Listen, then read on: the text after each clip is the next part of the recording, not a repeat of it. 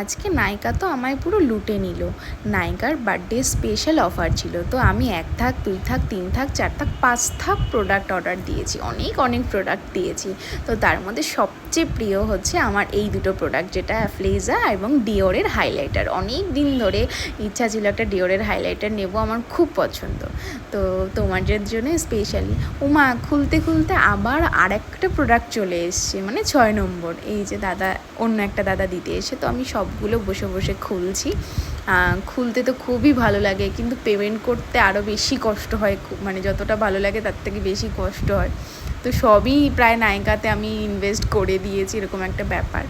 তো খুব খুব খুব মজা লাগছিল, মানে একদিকে কষ্ট আর একদিকে দুঃখ, দুটো নিয়েই বেশ আনন্দের সহ খুলছিলাম আর বক করছিলাম পাগলের মতো।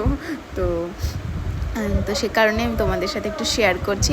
দেখো আজকে আমি কি নিলাম। তো তোমরাও অনেক মেকআপ আর্টিস্টরা আছে যারা এই অফারটা, এবং কেউ ছাড়েনি, সবাই কার্ট বক্সে জমিয়েছে আর সবাই অর্ডার করেছে।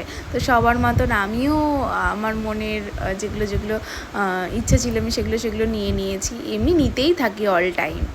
তো তারপরেই দেখতে পাচ্ছ আমাদের সমস্ত কিছু খোলা কমপ্লিট হয়ে গেছে। আমি নিয়েছি অনেক কিছু, তার মধ্যে প্রিয় জিনিস দুটো শেয়ার করেছি। আর এই দেখো, এটা আমাকে গিফট দিয়েছে, প্লাস ডিওরের একটা লিপস্টিক গিফট করেছে।